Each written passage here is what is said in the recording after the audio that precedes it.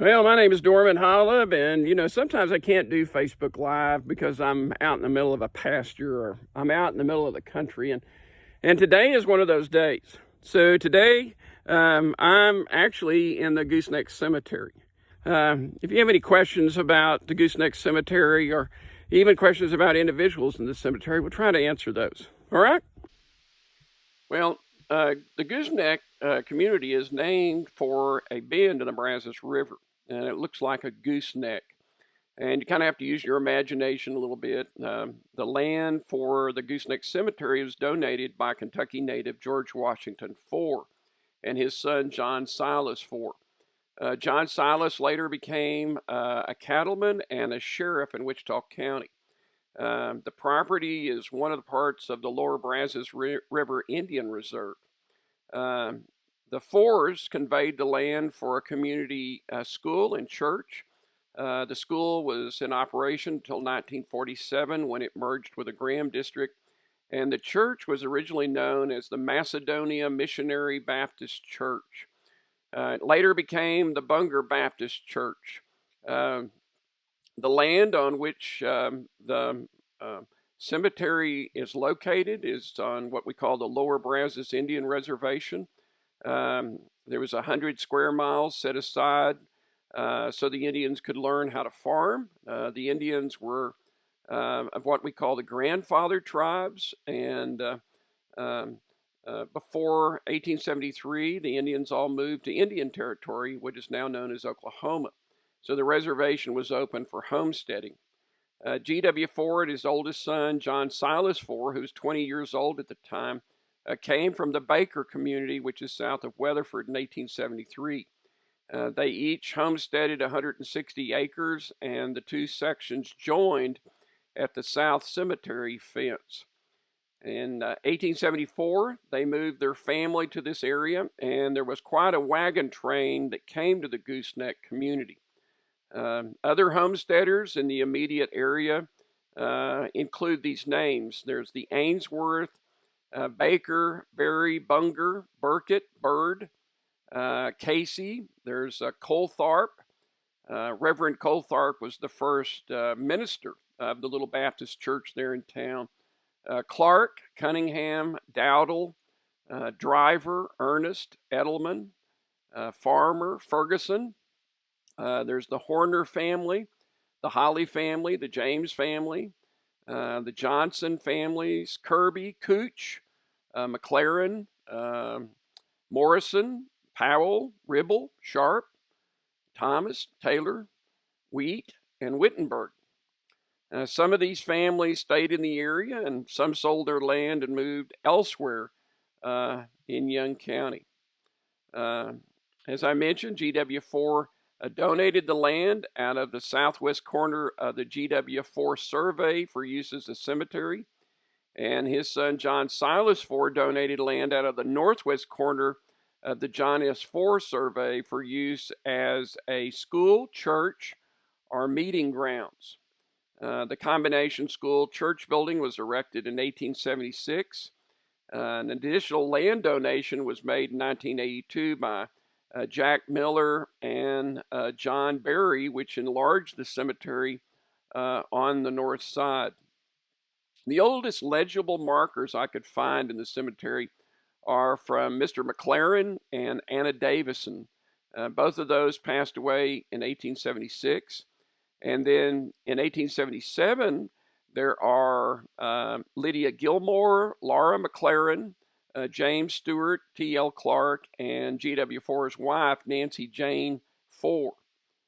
And of course, in 1878, James passed away, and he's also buried in the cemetery, and we'll talk about him more later. Well, you walk into the cemetery, and right to your left is this tombstone for Jacob Benson Wittenberg. Born 1850 in Missouri and died in Young County in 1906. He was a very prominent citizen in Gooseneck. Died of pneumonia and died on a Monday night, was buried on Wednesday. His parents are George Wittenberg and Sarah Jane Bray.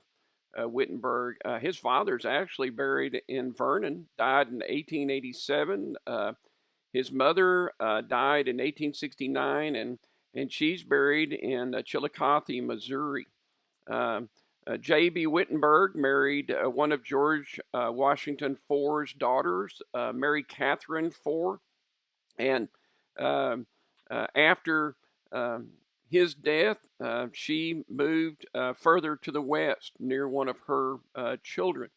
Um, Mr. Wittenberg and his wife, Mary Catherine, had three children: William Thomas Wittenberg, and then a daughter, Sarah Jane, who married a Ratliff, and then um, their youngest son was a man by the name of Richard Benson Wittenberg that was used, well, we actually called him Uncle Dick. And Uncle Dick was really a unique individual. This couple that you see here, well, if you'll go, I guess to your right, or actually straight ahead from this tombstone, is the Julius Driver tombstone. Julius married his wife, Nancy Barron, on September the 22nd, 1878. And you may be more familiar with Julius's brother, John Allen Driver, who built the Driver Hotel.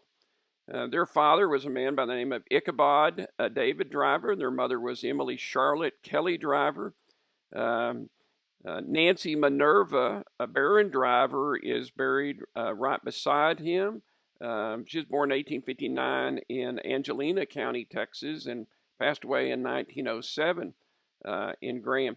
They had two children. One child was Frank Ichabod Driver, and he died at the age of 27 in 1907 in Angelina County, and that's where he's buried. And then they had a daughter named Lanny Charlotte Driver, and she married a man by the name of Edward Weir in 1902, and they had one child, Garland Weir. And then her husband, Edward Franklin, passed away in 1911 and is buried next to her in the Gooseneck Cemetery. One of the things that's interesting about Mr. Weir is he dug tanks by hand for a living. He was only 33 years of age when he passed away, and he died in Doty's drugstore down on the square over on Oak Streets over on the west side of the square. This couple is Thomas Milton, or Tom Bunger, and his wife Lily McClendon Bunger. They were an early ranching family. Tom Bunger's father is William Thomas Bunger, who was the third sheriff of Young County. In fact, the Bunger name, that's the namesake of the community of Bunger. Tom ranched in that area until 1950 when he retired. He had been a member of the Church of Christ for many, many years, and he married his wife, Lily McClendon, on February the 5th, 1905, in the Mountain Home community.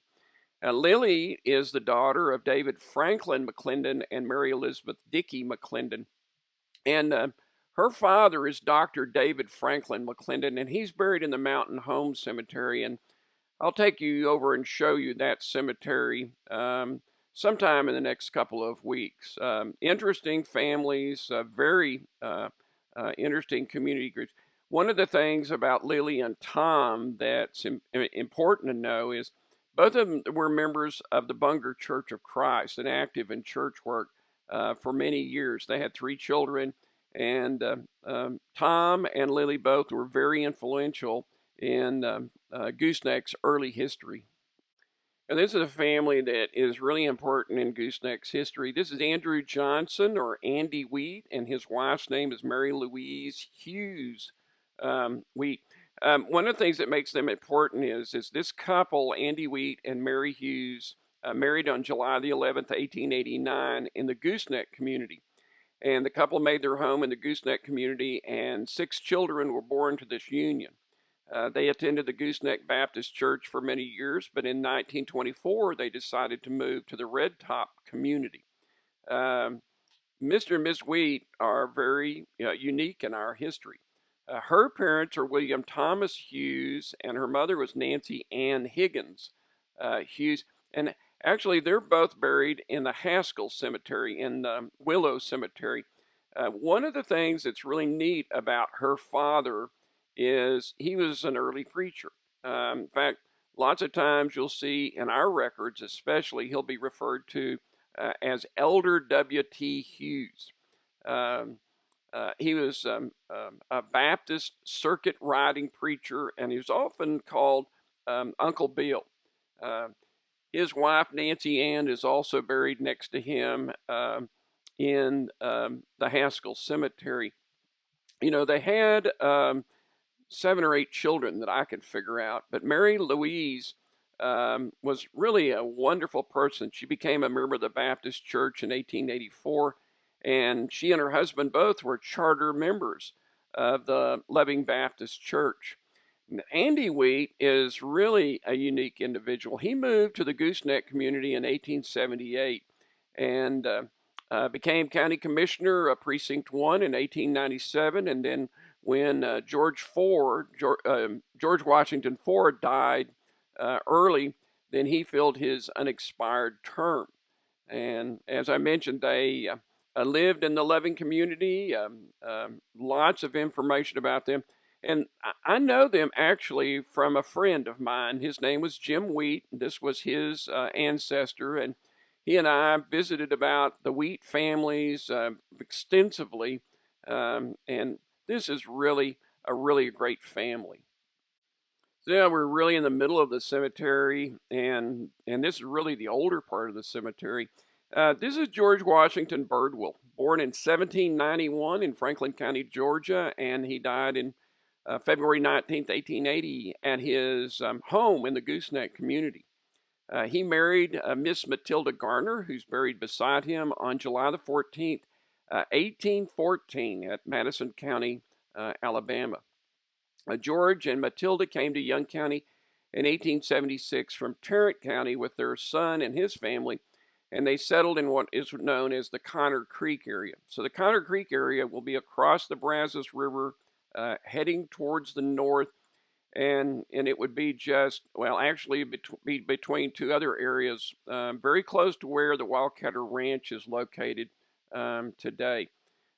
When George died in 1880, the Graham Leader just says these words: the leader is called upon to chronicle the death of two of the oldest and most respected persons in the county. Mrs. Matilda Birdwell was born in 1798 and died on February 13th, 1880. Mr. George Birdwell was born on November 23rd, 1791.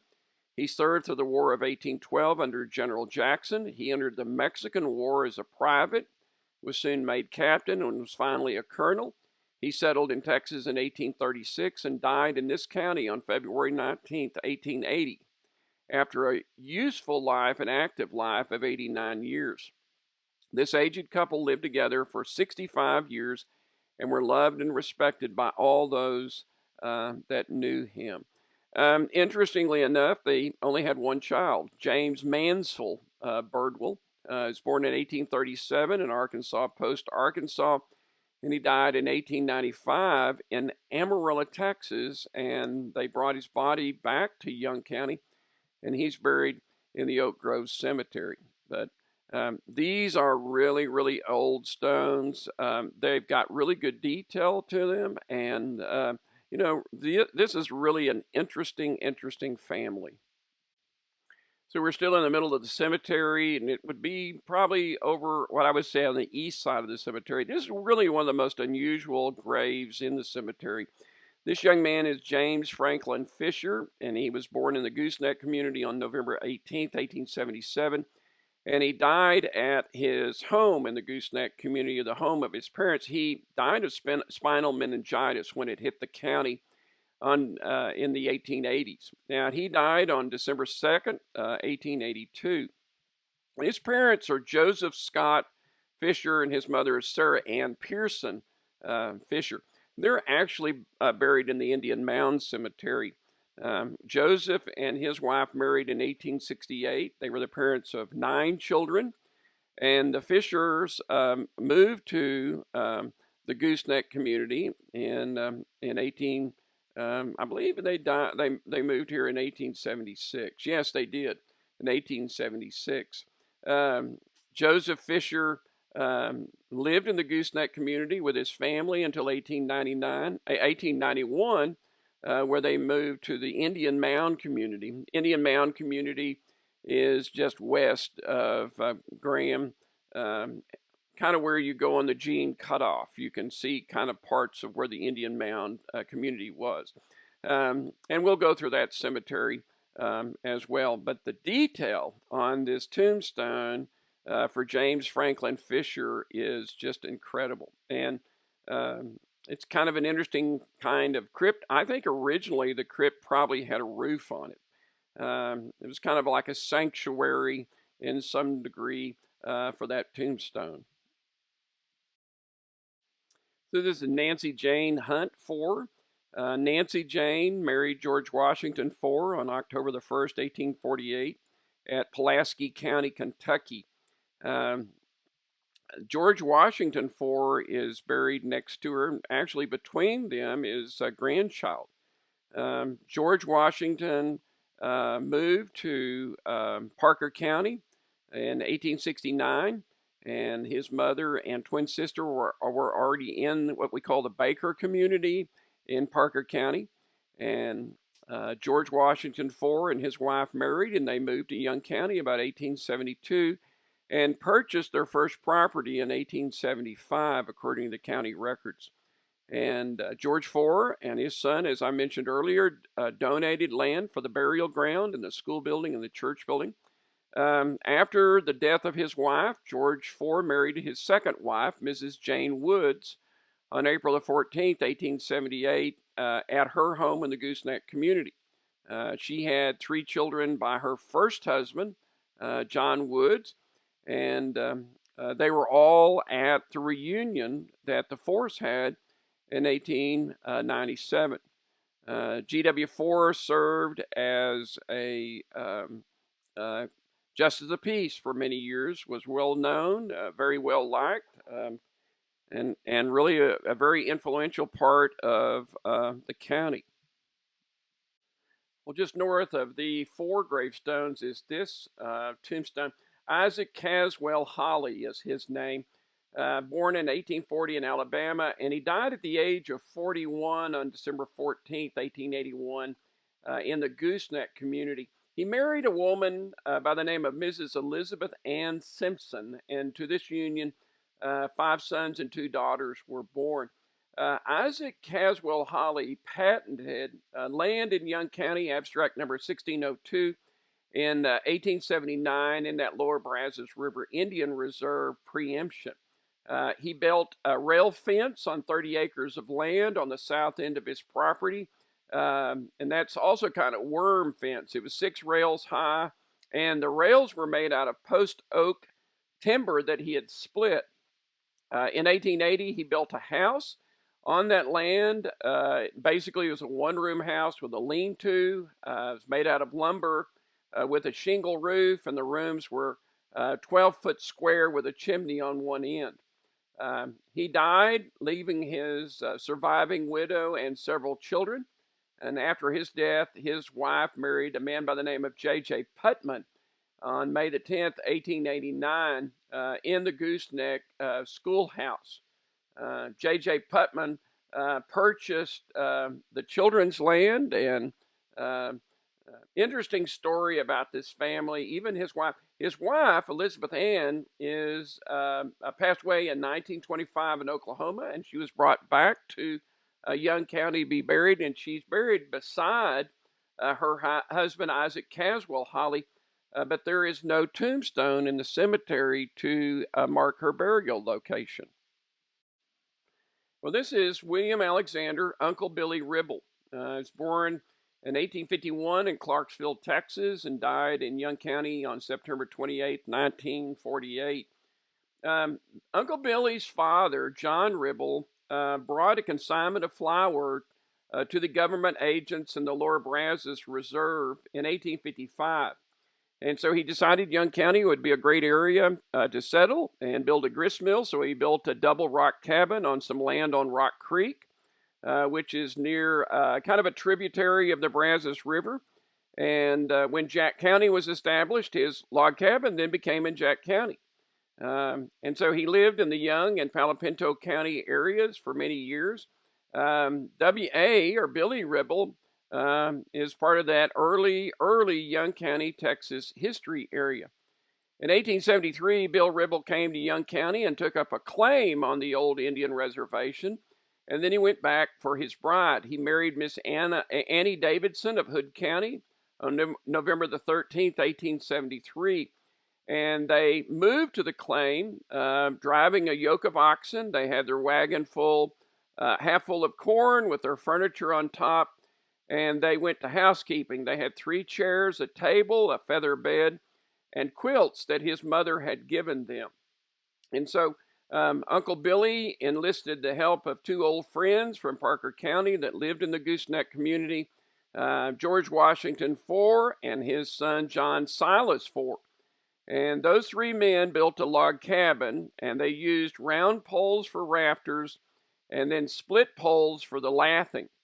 And believe it or not, that log cabin is still standing today.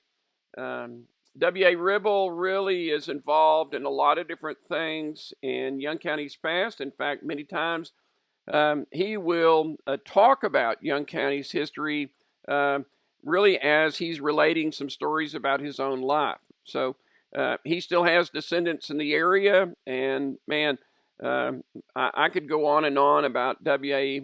Billy Ribble, and maybe someday we'll feature him on one of our Young County, Texas history Facebook posts.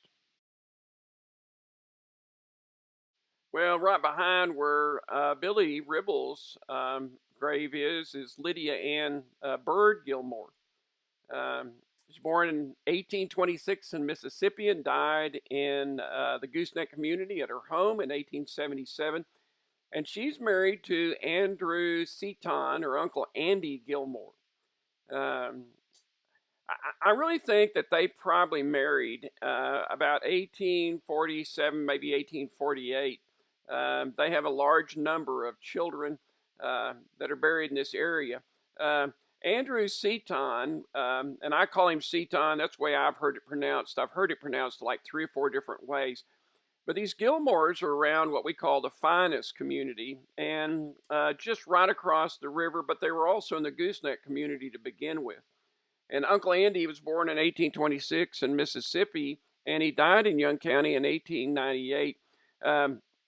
He actually marries again. He marries a woman by the name of Margaret Lucinda Davidson on April the 7th, 1877 in the Gooseneck community, right after the death of his first wife. He had lots of children that he needed to take care of, and so it made sense that he would marry again.